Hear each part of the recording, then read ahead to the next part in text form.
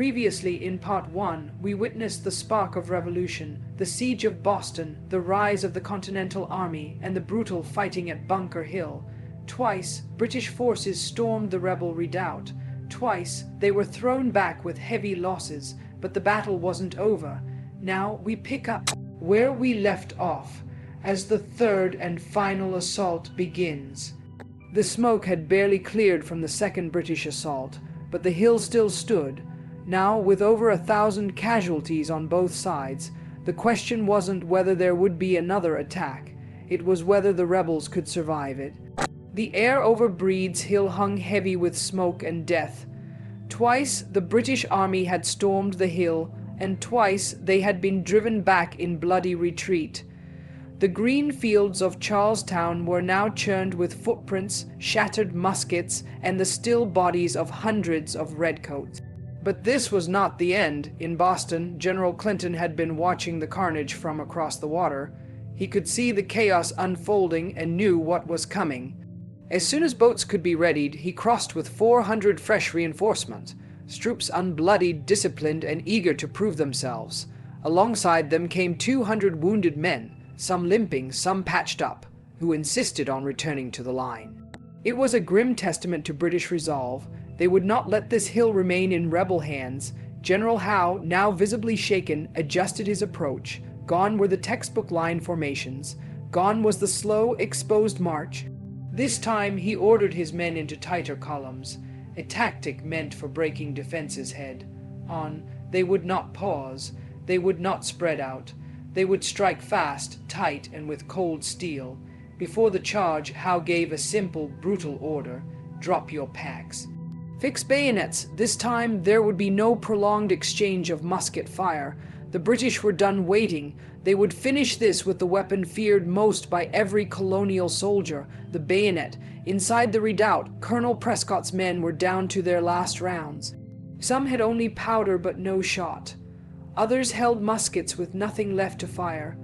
The barrels, blackened with soot, now felt more like clubs than firearms. They could hear the British drums, the commands. The roar of the officers' voices. The third assault had begun. British artillery thundered once again, pounding the hilltop as the redcoats stormed forward in dense columns. This time the speed was different. They moved faster, more focused. Bayonets glinting, eyes locked ahead. The defenders fired what few shots they had left. A volley here, a single shot there, but it wasn't enough. The red line kept coming. As the British breached the redoubt walls, the battle transformed from musket volleys to hand combat. Colonial soldiers swung their empty muskets like clubs. Others drew hunting knives or used rocks. Prescott himself stood in the thick of it, slashing with his saber, parrying bayonets with fearless resolve. For a few desperate minutes, the redoubt became a maelstrom of screams, smoke, and steel. Men wrestled, clawed, and struck each other in the dust. No formations, no orders, just chaos, but the British advantage in training and in weapons began to tip the scales. Step by step, they pushed forward. Their bayonets drove the Colonials back, slicing through the last line of defense. Blood streaked the earth. The defenders were exhausted, outnumbered, and nearly unarmed. Prescott knew the fight couldn't go on much longer. He gave the signal to withdraw, but what followed wasn't panic. Despite the horror, the retreat was disciplined. The Continental forces pulled back toward Bunker Hill in good order, covered by remnants of their left flank. There was no rout, no mass flight, only worn, limping survivors, men who had held back the British army for nearly the entire day. General Clinton, emboldened by the victory, began preparing troops for yet another assault, this time to drive the colonists completely from the peninsula, but it was already over. The Continental forces, spent and bloodied, began withdrawing before Clinton could strike. Prescott's men were leaving Breed's Hill behind, but not in defeat. They had lost the ground, but they had gained something far greater. They had proven they could fight. They had stood toe-to-toe, with the world's best, and lived to tell the tale. When the sun finally set over Charlestown on June 17, 1775, The smoke still clung to the hills. The British held the ground. Technically, it was a victory. Breed's Hill and much of the surrounding peninsula was once again in British hands. But as the wounded were carried off and the dead were counted, that victory felt hollow. The cost was staggering. Of the 2,200 British troops engaged in the battle, over 1,000 were killed or wounded, nearly half of their entire force. Dozens of officers had fallen, including some of the army's most experienced leaders. Entire companies were reduced to fragments. The blood that soaked the green grass was not just a reminder of the fight, it was a warning. The American losses were significantly lighter, about 450 casualties in total, dead, wounded, or captured. But the impact of those numbers went beyond the battlefield. This was the colonists' first true test, and they had passed it. They had faced off against the most disciplined military force in the world, and bled it, but this battle wasn't just about numbers. It was about perception, and for both sides the way they saw each other and themselves had changed forever. General Gage, who had already been under scrutiny from superiors in London, had made critical errors. By hesitating in the morning, he gave the Colonial militia precious hours to build their defenses. He had intelligence suggesting they were on the peninsula the night before, but failed to act. Even worse, Gage had ignored the advice of his subordinate, General Henry Clinton. Clinton had urged a different plan: land troops behind the rebel lines, cut off their escape, and choke the hill into submission. But Gage stuck with traditional doctrine, frontal assaults, bold displays of British might. And it cost him. General Howe, who had led the actual attack, was deeply shaken. He had expected a quick, decisive engagement. What he got was a bloodbath. His decision to use line formations instead of columns, exposing his men to point-blank musket fire, was a fatal tactical error. He underestimated the Colonials' resolve, their accuracy, and their ability to hold a defensive position. On the American side, the battle was a symbol of courage, but it also revealed deep flaws. The Continental Army was still more dream than reality. Communication had broken down during the fight. Reinforcements had arrived and stood idle. Many militiamen deserted mid-battle. Ammunition had run dry at the worst moment, and some officers failed to follow basic commands. This wasn't a professional army. It was a determined crowd. Yet, for all its weaknesses, that crowd had held the line. They had stood with Colonel Prescott, dug into the earth with their bare hands, and resisted not once, but twice. And even when overwhelmed, they didn't panic. They withdrew in order, not disorder. In the days that followed, the message spread across the colonies like lightning. We stood against the Redcoats. We didn't run, and we made them pay. And in London, the message struck just as hard. Parliament realized the war wouldn't be over quickly. Gage was recalled, Howe was promoted, and the British High Command began drafting a new strategy, one not built on assumptions, but on the painful lessons of Bunker Hill. This wasn't a rebellion that would fizzle out. It was the beginning of something much bigger. 2 weeks after the guns fell silent on Bunker Hill, a tall man rode into Cambridge. He wore a blue coat with buff trim, carried himself with the calm precision of a seasoned officer, and was already known to many by reputation alone. His name was George Washington, a Virginian, a veteran of the French and Indian War, and now, by vote of the Continental Congress, Commander-in-Chief of the Continental Army. He arrived not to celebrate victory, but to face reality. The army he inherited was more a gathering of militias than a military force. Camped in ragged clusters around Boston, they numbered in the thousands, brave, determined, and deeply patriotic. But discipline was poor. Soldiers came and went as they pleased. Orders were given, but often ignored. Trenches were shallow, supplies disorganized, hygiene non-existent. Men talked across enemy lines as if they weren't in a war. Some wandered into Boston by night, others returned home whenever they felt the call of their farms or families. Washington saw it immediately. This wasn't an army, it was a cause in need of a backbone.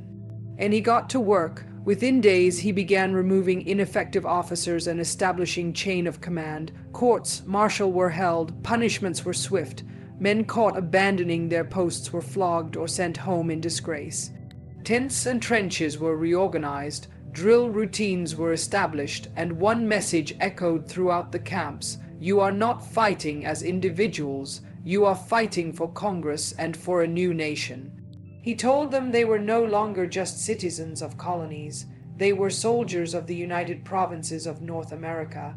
It wasn't always popular. Washington wasn't known for grand speeches or charm. He led by presence, by discipline, and by example. And slowly the army began to change, but discipline was only half the problem. The siege of Boston dragged on. Despite the loss at Bunker Hill, the Colonial forces still surrounded the city. The British, now under the cautious command of General Howe, refused to make another move. They remained holed up in Boston, their numbers reinforced to nearly 10,000 men, but their spirit dimmed by the losses of June 17th. Winter was approaching, and both armies faced their own struggles. For the British, morale was crumbling, firewood was scarce, food arrived only by sea, and much of it was seized by colonial privateers. Disease and desertion became more dangerous than enemy bullets. And General Howe, still haunted by Bunker Hill, became increasingly reluctant to take the offensive. Washington, meanwhile, grew restless. Twice he proposed daring assaults on the city, one in October 1775, and again in February 1776, planning to march his men across the frozen bay and storm Boston directly. But each time his senior officers pushed back, too risky, too uncertain, too soon. Washington listened and waited. Meanwhile, the Second Continental Congress sent its final plea for peace. Known as the Olive Branch Petition, it was a carefully worded letter to King George Roman III, affirming the colony's loyalty and asking for a peaceful resolution. But it arrived too late. The king had already made up his mind. In response to the battles at Lexington and Bunker Hill, he had signed the Proclamation of Rebellion, declaring the colonies in open revolt and ordering their suppression by force. He never even read the petition. Any hopes for reconciliation were gone.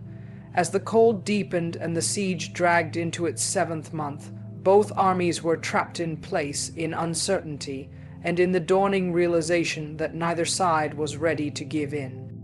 And in the midst of it all, Washington stood firm, quiet, watchful, waiting for the right moment to strike. As the siege dragged on into its 8th month, General Washington stood at a crossroads.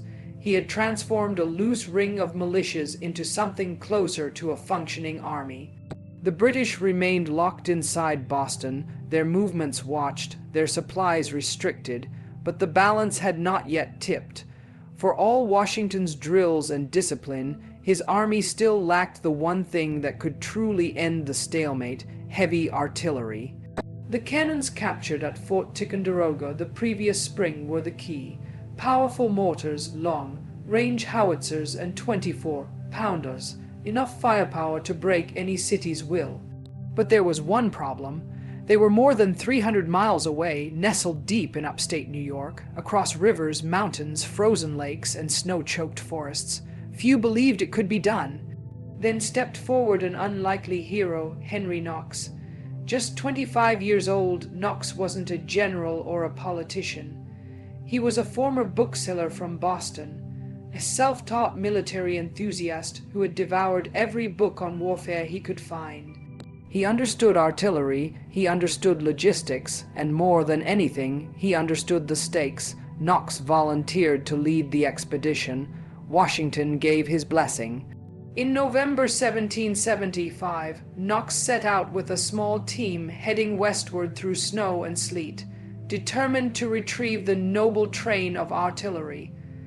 What followed would become one of the most incredible feats of the American Revolution.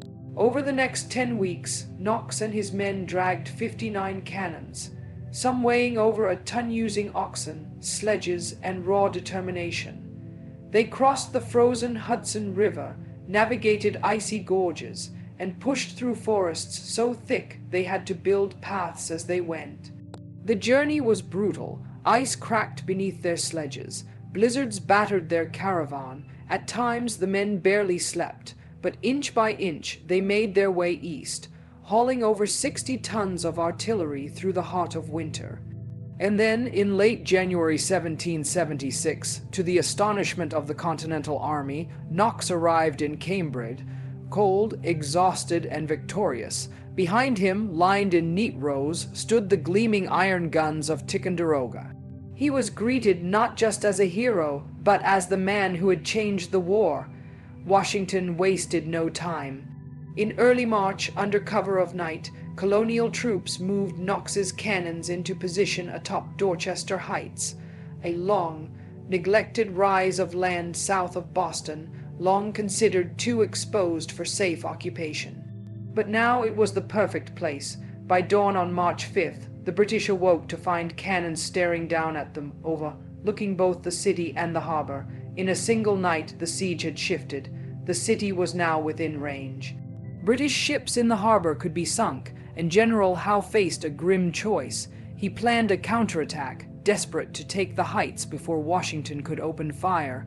Troops were assembled, boats prepared. But a violent storm rolled in, tearing across the harbor and scattering the British landing craft. The assault never came. Howe knew the game was over. Just days later, he ordered the full evacuation of Boston. On March 17th, British troops, loyalist families, and the Royal Navy pulled out of the city. No more shots were fired. The city that had ignited the revolution had finally been won, not through a final battle, but through strategy, logistics, and the vision of a bookish young man with a plan. And as the British ships disappeared into the horizon, the people of Boston stood on the docks, cheering, weeping, free. The siege of Boston and the Battle of Bunker Hill were more than just the opening chapters of a revolution. They were a transformation. In the span of less than a year, ordinary people, farmers, merchants, and tradesmen, had become soldiers. A scattered resistance had become an army, and a protest for rights had become a fight for independence. The British had underestimated the colonies. They believed a few quick victories would break the will of the rebels.